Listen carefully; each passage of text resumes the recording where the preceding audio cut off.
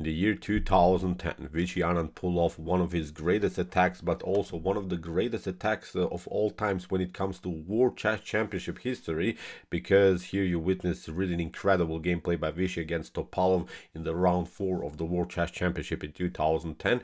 And usually when we follow the careers of the world champions in chess, usually their immortal game is probably not a game that they played in the World Chess Championship. Usually their immortal game is somewhere for maybe a top event like the Tata Steel chess event or maybe of some other tournaments. But usually, as I said, the immortal game is not in the World Chess Championship, because in the World Chess Championship you play more solid chess. You're trying not to mess up the World Chess Championship. You're trying to play solid openings, solid lines. You're trying not to lose the games with the black pieces. So it's a different competition than maybe just to go into 15 rounds against many players and then maybe you mess up one game, but then you can of course improve in some other rounds. So usually, as I said, the immortal games are not from World Chess Championships, but this game I think deserves to be in this immortal list, because here Vishy pulled off, as I said, really sick brutal attack in the Catalan again, because also we have seen in the World Chess Championship so far that we have covered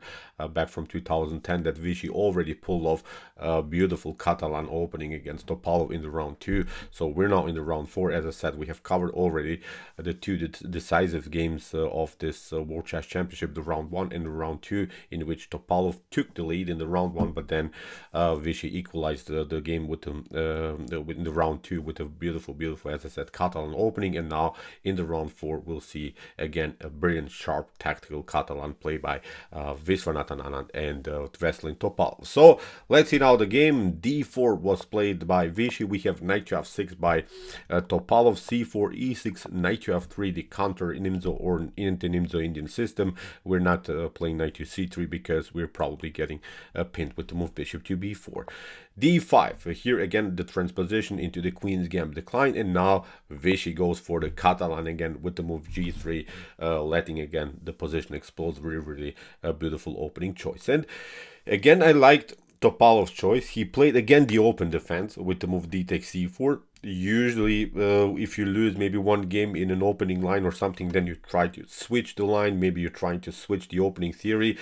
Now with the move d takes c4, he's saying again, okay, show me what you got. I lost the last game in this particular line, but now I have improved a little bit. I've maybe studied this more now with my team. Now with the move d takes c4, you see again the pawn structure is unbalanced. We have a 4 versus 2 situation on the queen side, but also a 2 versus 1 situation in the center of the board, which creates of course dynamics in the center, but also dynamics here on the queen side, which is very important for the continuation of the game. So bishop to g2 by Vishy. We have bishop to b4 by Topalov, creating this check, which allows him then of course to castle fast to secure the king by castling. And you see now we have here really already messed up pawn structure, 4 versus 2 central control, so it could be very dangerous now for both sides. So in the continuation, bishop to d2 played by Viswanathan Anand. Now we have a5. Of course, bishop to d2 would be sort of a strategic mistake, I think, because after queen to d2, maybe you are trying with knight to b6 protecting your opponent's c4, but now with knight to a3 we can immediately attack the pawn. You defend it, but now with knight to e5 I think we can pick up the pawn in the next couple of moves. The light square bishop is developed here. There are certain problems how to get the bishop out here for black, so in my opinion this is not a good continuation here for black, especially because you lost the pawn in the Catalan without creating at least something. You're not losing the pawn, of course, white recaptures the pawn, but I think in the Catalan you want to create at least some messed up situations on the queen. So what I mean about it, for instance, here after move a5 that Topalov played, now for instance if white takes, this wasn't of course Vishy's continuation, but you see now after a takes b4, okay, maybe with knight to e5, maybe with the move knight to c4 you will lose also the pawn on c4, but it's a different story. It's a really different story, because at least after a takes b4 we are not allowing here white to develop the knight in a good way. So at least I think when you have to lose the pawn on c4 in the Catalan from black's perspective, lose it in a different way, lose it in sort of a tactical way, at least complicate things for your opponent. You see now, as I said, in this continuation, for instance, if you play bishop to d2, you didn't complicate anything. You just traded off the bishops and invited your opponent's pieces into the game. So now after move a5, Topalov is saying, okay, we're having this tension here between both of these bishops, and I'm waiting for you to come, because now it's not so easy, for instance, here to even attack the pawn with the queen to c2. There are even some wide lines with the move b5. So as I said, really already critical moment of the game. So now Vishy goes for this line, queen to c2. We have now bishop to d2. We have queen to d2, because this is the tricky part. For instance, if you go now knight to d2, you see, that's what I mean, complicate things at least on the queen side. Now b5 is an opportunity. Now it's even possible to defend the pawn.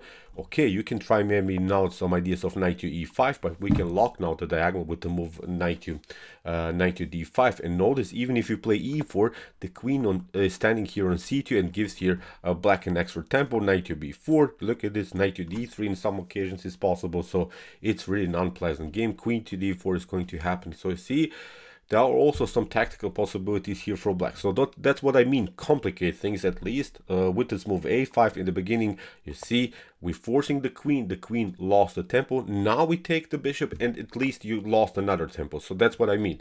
You will probably lose the pawn on c4, but at least you forced white many moves with the queen, which was just a really good strategy here by Veselin Topalov. So now with the move c6, here that was Topalov's continuation, a4 by Anand, and preventing b5. Although b5 is coming, but at least you are blocking black's progress here on the queen side, because if b4 in some occasions happens, then if you want to make progress, then of course then the c4 is a little bit weak. So from this point on, at least the pawn on a4, the pawn move a4 is holding now the whole queen side, because the pawn storm is coming. We have here really this unpleasant 4 versus 2 situation on the queen side. So that's why Vishy continues with the move knight to a3, continues the pressure against the pawn on b5.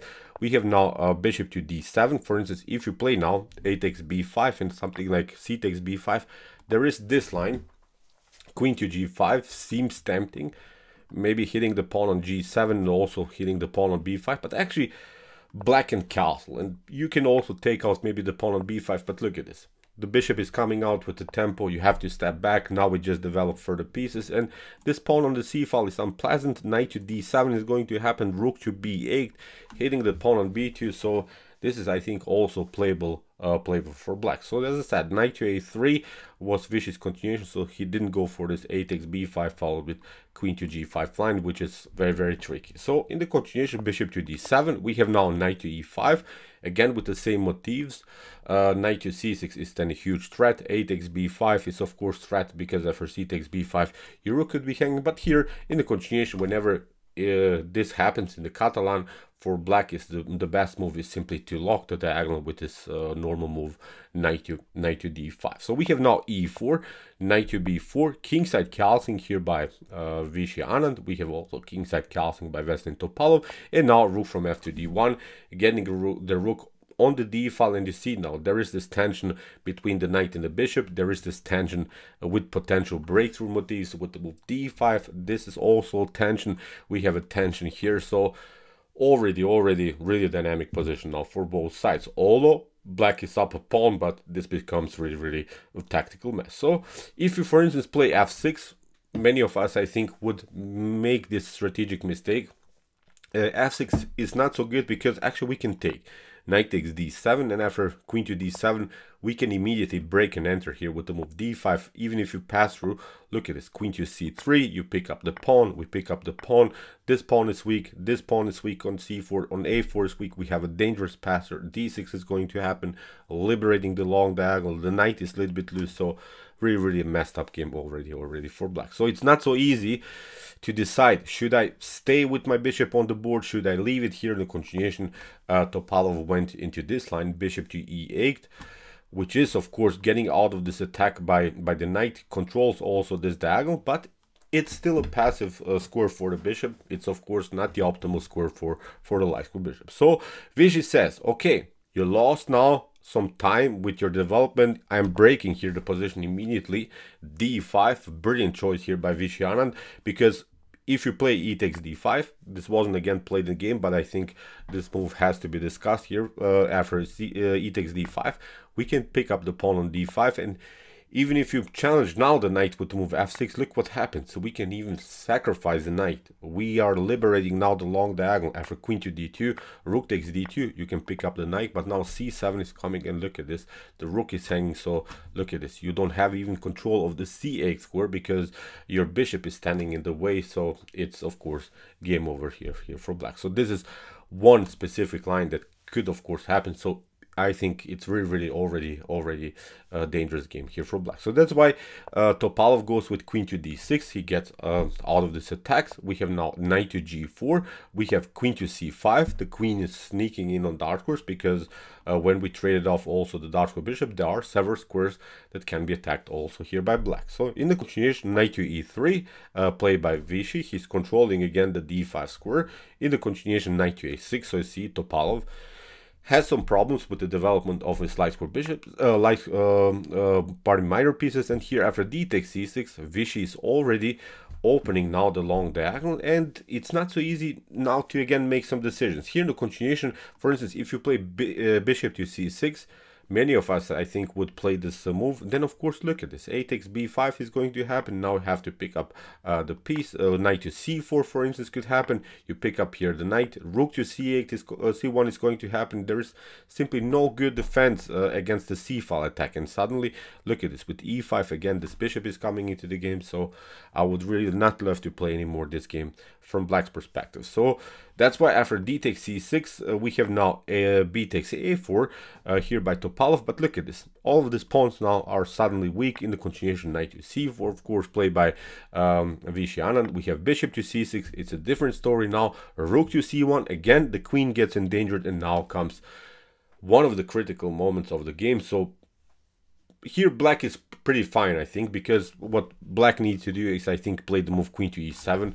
This is, in my opinion, the most solid way how to proceed here, because after queen to e7, of course, maybe the knight is coming into the game in a dangerous way, but now we can compete with rook to d8, and okay, black is up a pawn, which is not so important. I think maybe white has a better activity with the minor pieces, but this should be pretty much equal, and also the engine gives here equal chances for both sides. But what Topalov did, he made really sort of a strategic mistake. He played the move h6, and usually these moves h6 are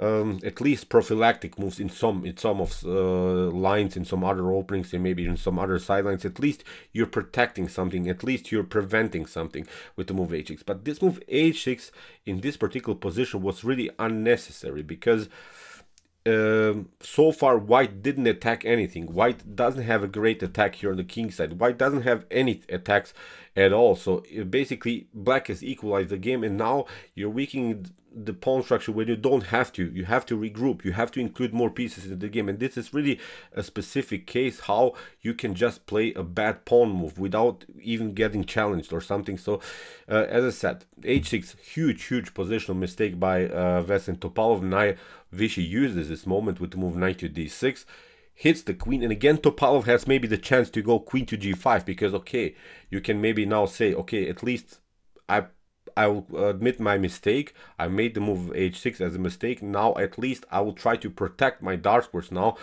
here on the king side. Maybe I can get challenged with the move h4, but again I will at least get the queen on e7 where I'm protecting the king. Maybe this would be one of these choices. But after move here knight to d6 that Vishy Anand played, Topalov goes with the queen on a7. He's now going with the queen far away from the action, and Vishy uses this moment and says, now you weaken the pawn structure with the move h6, which was really unnecessary, and now there is a serious threat of knight takes h6. So you see, Topalov didn't have to play this move h6 at all, and he played it, and Vishy sent some blood here. He smelled real blood here, and he's saying, now I'll attack the structural weakness that you created. And the most important part is that actually Vishy didn't even provoke this weakness. Usually you maybe trying some checkmate threats, then you force a pawn move by your opponent, and maybe you don't have the checkmate immediately, but at least you provoked this weakness in front of the king. But here h6 was never provoked, and Topalov just played it, and now it becomes really a pattern that Vishy recognized, and now basically the game is a one-way ticket around the square h6. Really wild stuff. In the continuation, okay, you have this idea, rook from a to d8, getting some attacks on the d file, but this was even another mistake here by Topalov, because what he had to do is actually to play the move f6. He has to now include the queen on the 7th rank into the defense. This was his last chance in the game. He should have said, okay, I made a couple of mistakes, I made a couple of inaccuracies, maybe I can save the game by liberating the 7th rank, because of course knight to h6 is not working. G takes h6, maybe the queen is coming here on h6, but now the queen can be traded off. The queen can't get into the defense. Maybe this was the way to go. But after move knight to g4, as we said, rook to d8 is simply too slow. Now look at this. Now Vishy plays one of the most immortal attacks of all times. He plays knight to h6 immediately, g takes h6, queen to h6. Look at this. For instance, if you play, of course, rook to d6, then rook takes d6 is going to happen. e5, rook to c4, rook to g4, rook to h4. So this is one of the methods, I think, to win the game. The king is naked, the pieces are coming into the game, and we have to also say the knights are also too far away from the action. The queen is also too far away from the action. 3 pieces are not participating in the defense of the king, which is something that we have to recognize here. After move queen to h6 that Vishy played, Topalov plays now the move f6. But now again a stunning move by Vishy. He plays the brutal e5. Really wild stuff. And this move is so dangerous. This move liberates basically everything, because look at this, there is now a double attack against the bishop on c6, and that's what black doesn't like now in this particular position, because what Topalov probably should have played is this line, queen to g7, and this was the only way, maybe, just maybe, somehow to save the game, because after queen to g7, king to g7, bishop to c6 here after something like this, or knight to c6, rook takes c6, okay, you lose also your piece. Maybe this can be a draw, but of course I think in top grandmaster level this is still winning for white, especially because of this pawn majority here on the king side. So if this game goes into the fully endgame, this is simply winning for white. So although, as I said, maybe this was the way to go, just somehow trying to survive this position. But look at this, after e5, Topalov didn't want to lose the bishop on c6. He played now bishop takes g2, but actually here the Vishy doesn't care. He plays e takes f6, and this is now the stunning move, because for instance, if you play something like queen to h7, if you are trying now to defend the position, if you're trying to get the queen into defense, it's simply too slow. Queen to g5 is going to happen. Now king to h8, and look at this, rook to c4, rook to h4 is going to happen, and there's simply no good defense. Rook to g8, for instance, could be really bad, because after knight to f7, we have here queen to f7, and now rook to h4. You have to again bring the queen in between. Now play rook to h7, king takes h7, and queen to h5 would be a beautiful checkmate. So instead of this move queen to h7, you could maybe go here knight to d5, trying somehow to disconnect here the rook from the defense of the knight. But then queen to g5 is dangerous. You have to step back, and look at this now, f7 with the serious threat to play queen to h6 is also threatening checkmate. Even if you play rook to h7, the point is that we'll not take out this rook, we'll take out this one, and also then this one is hanging. So then afterwards we'll pick up the bishop, we'll get the rook into the game. So again, the game is over here for black. Really stunning move, this move e5 that Anand played after bishop to g2. Look at this, e takes f6 with the serious threats, rook to c4, rook to g4. This is now the tactical motif that's possible here for white. So in the continuation, rook to d6, Topalov had enough of this annoying knight on d6. We have rook takes d6, bishop to e4. Here Topalov is bringing the piece into defense, but now rook to e6 hitting the bishop. We have now knight to d3 hitting the rook, but now rook to c2 playing a calm game. And after queen to h7, finally Topalov is trying to defend the position, and there are many choices that you can play. f7 is good and queen to g5 is good. I like even more maybe queen to g5 because if you get the king here to h8, then we play rook to e4 and then again rook to h4. Here after queen to g5 you could also try maybe queen to g6 defending the position, but look at this, f7 is the brilliant move, delivering a check, and then also we'll pick up the queen. So in the game after queen to h7, Vishy didn't play the move queen to g5, he played the beautiful f7. That's now the beautiful part, because look at this, after rook to f7, this wasn't played in the game, rook to e8 is going to happen. Now I have to cover with the rook and it would be a checkmate. If you pick up, of course, here the f7 pawn with the king, then you get deflected from the defense of the queen, so it's also not possible. So in the continuation after f7, we have queen takes f7 by Topalov, but now rook to e4 here by Vishy Anand, and whatever you do, the game is over.